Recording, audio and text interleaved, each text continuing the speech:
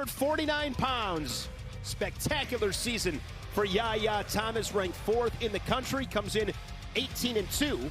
And Jaden Reynolds for the Boilermakers. Jaden Reynolds from Avon, Indiana, 3-time state place winner. And he's got a tough task against Yahya Thomas. The Midlands champion was 3rd at the Cliff Keen.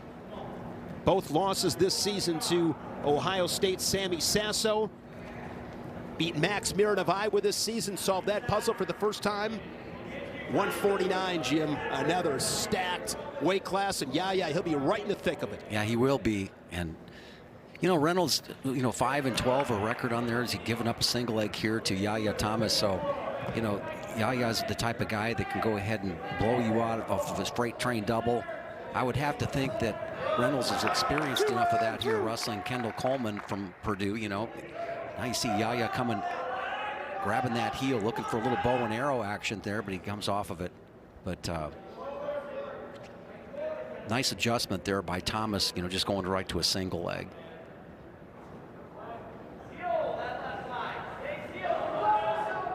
Thomas in his 6th year from Chicago, Illinois, Mount Carmel High School.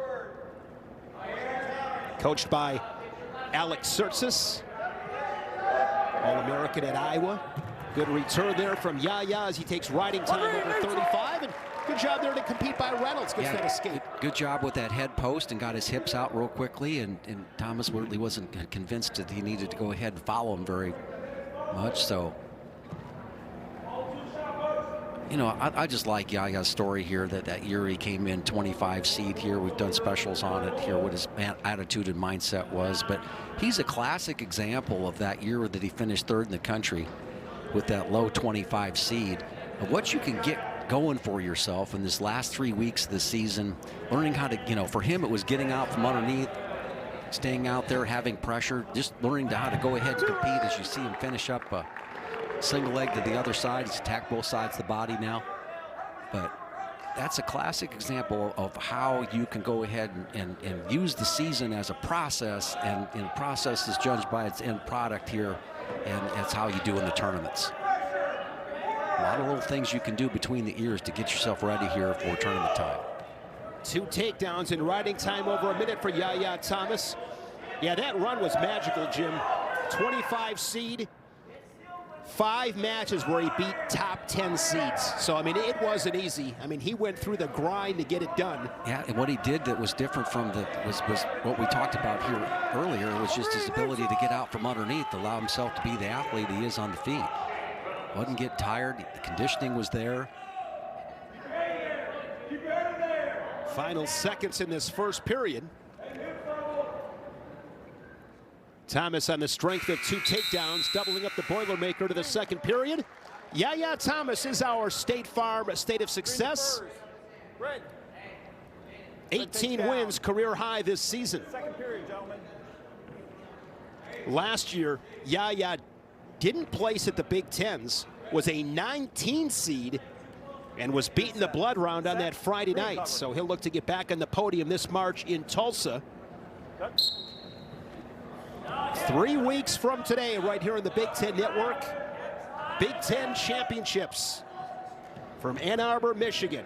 Thomas gets the escape, tally 1 more.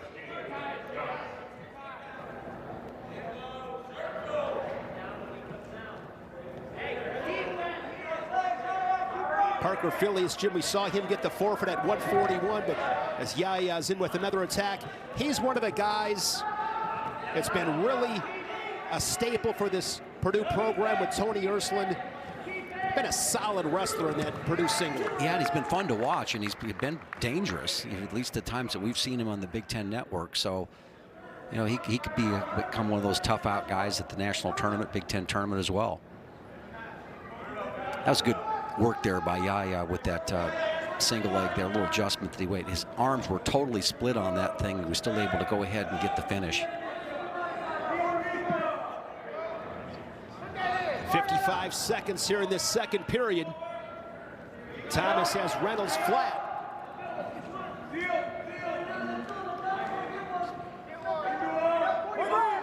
There's an escape. Northwestern beating Purdue 2015 last season at Evanston. See what's happening here right there, that 2-on-1 here by Reynolds. And Yahya is going ahead and making the attack again. Now he comes back to the other side with a better angle and a beautiful mat return. Nice. Catches the wrist on the way down, too. Like that. Good arm drag from Thomas. 2 more.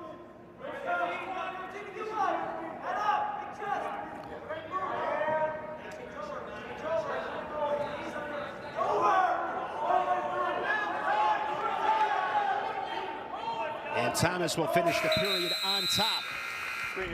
Yeah, let's take a look at that second last takedown here. So he just comes back up, and for a lot of this time period here that Reynolds has this 2-on-1. See how his hands are split totally on that thing, but he's able to shelf the leg on his left leg right there and then step back and dump him towards the middle of the mat.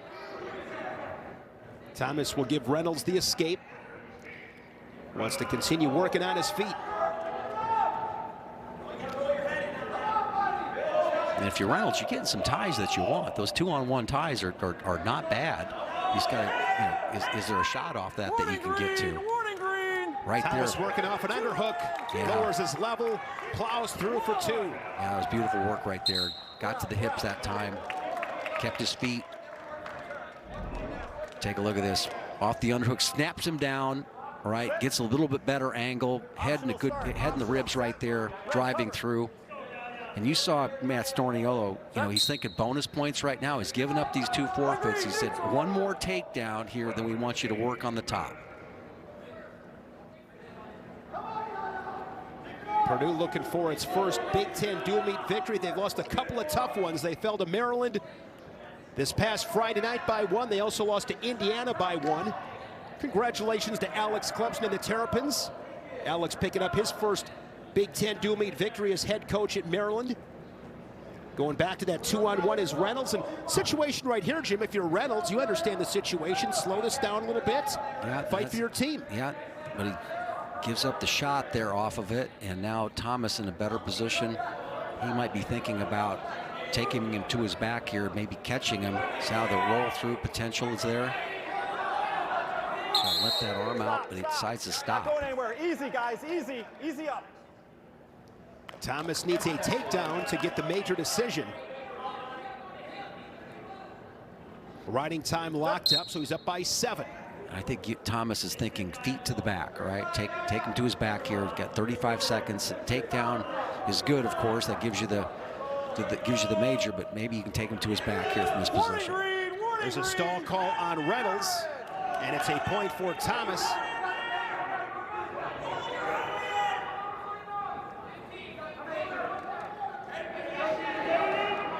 Right there, they got the fingers clasped up there right there, so Thomas in line for the major decision. A go behind for good measure. 15-5 major decision for Yahya Thomas and the Wildcats at 149. Thomas 7-1 in Big Ten dual meets as he'll turn his focus to the Big Ten championships. Lucas Davison 17-2. He's had a sensational season. And Hayden Copass for the Boilermakers. Good young heavyweights for Tony Ersland and Purdue. Copass from Georgetown, Illinois, Westville High School. 3-time state finalist, won a state title. One of the more highly recruited heavyweights coming out of high school. All set. Okay, here we go, gentlemen. Center. And Lucas Davison just been dominating this season. 6-1 in Big Ten dual meets. His only defeat was a 3-2 loss to Tony Cassiope.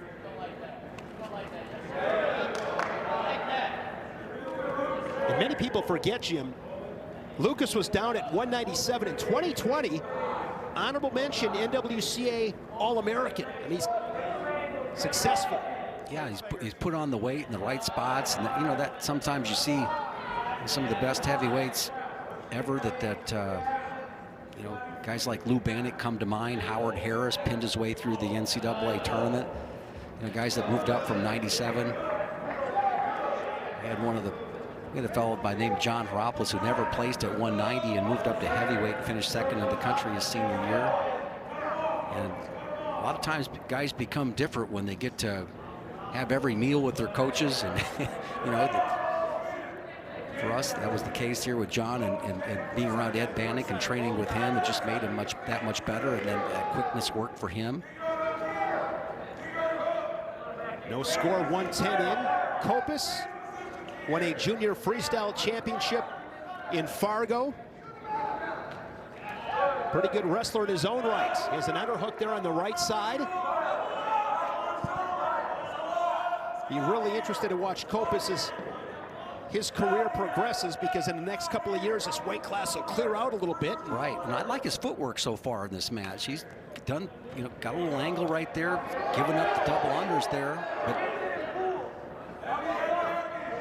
so far has not conceded anything here to the higher ranked Davison, and that double under right there. And you notice how he's not pushing into him too much.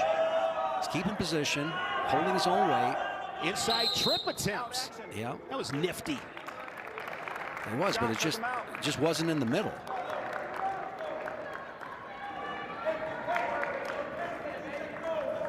Davison this season, Cliff Keen, a runner-up. That was his only other loss of the season. That's to Mason Paris, and there's 2 for the Wildcat. Yeah, good job of driving through after he got to that single leg there. Again, not waiting to get to the edge of the mat there to go ahead and make that single leg attempt. And leg in. 40 seconds to go in the first. And that's one thing that Davison's going to bring to tournament wrestling here, is the ability for the top man to go ahead and ride with the leg in.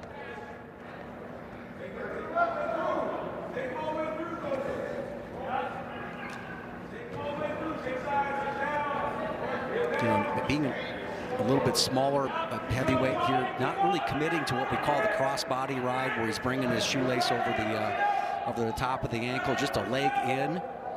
Doing a good job of riding with that. Restart here with 9 seconds left.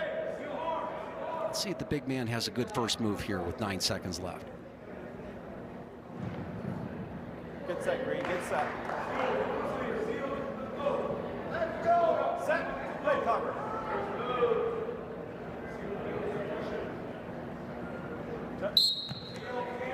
Working for a stand-up. Gets up to his feet. Big return from Davison. He'll finish the period on top. Keep that 2-0 lead. Green, your choice. Green to first. Men's basketball coming up in Evanston. Zach Eady. That guy is unbelievable.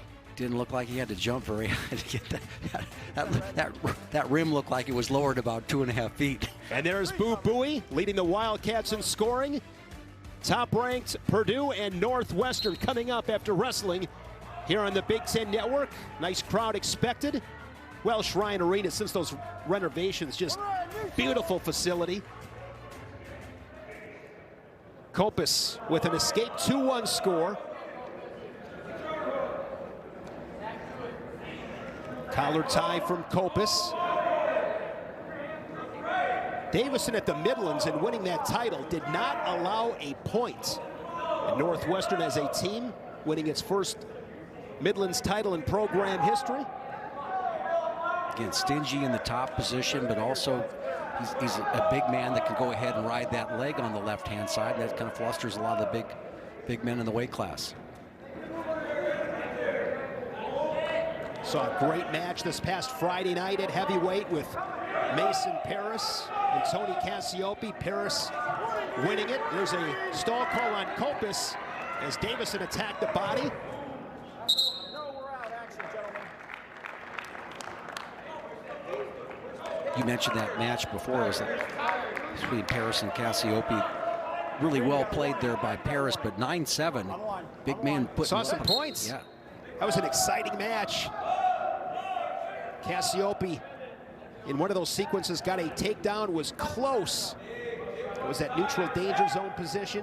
Was close to getting some near fall, but couldn't break the 45. But it was an interesting match. Copass underhook, left side. Now he's going double unders, Jim. Yeah, bull rush it, you know. Take some territory with that. He got a little loose with that here and then slipped out of it. 30 seconds left in the second. Davis is just not the type of guy I think you're going to snap down very easily. Does a good job of keeping, so you come hard with those double underhooks, really make the guy commit to push him back into you and see if you can do anything big here. Davison rocking the double knee pads. I know our friend Nick Simmons, the East Lansing Strangler, would be happy to see that. They worked for him, no question. Short time here in the second.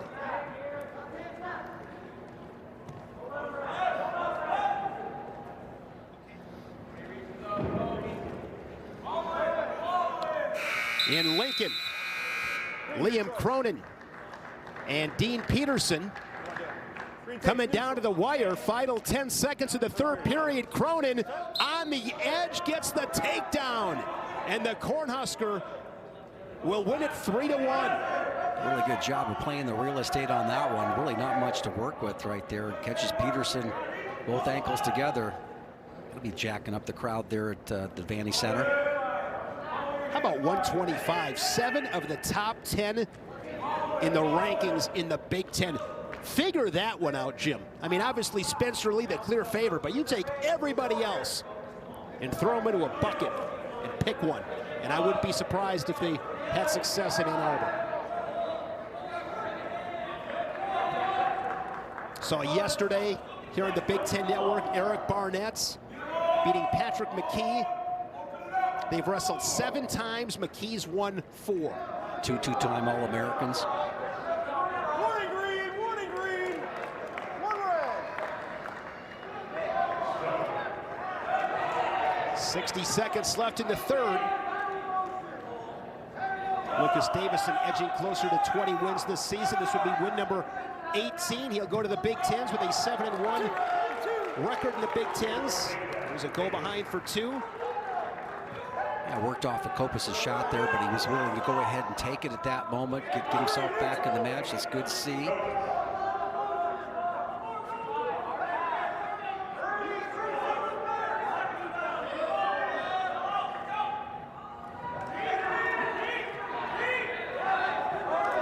If he can get a takedown,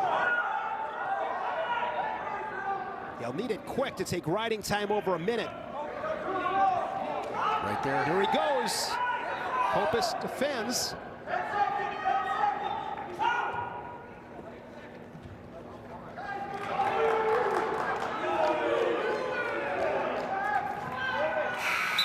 (6-1) for Lucas Davison. Northwestern, Jim, didn't have all the horses, but the guys that did wrestle put some points on the board. They look good today. They really did look good today, and I think they got a lot to build on here. They got 3 weeks again before the Big Ten tournament. Guys that are walking into the tournament with a lot of confidence, momentum, and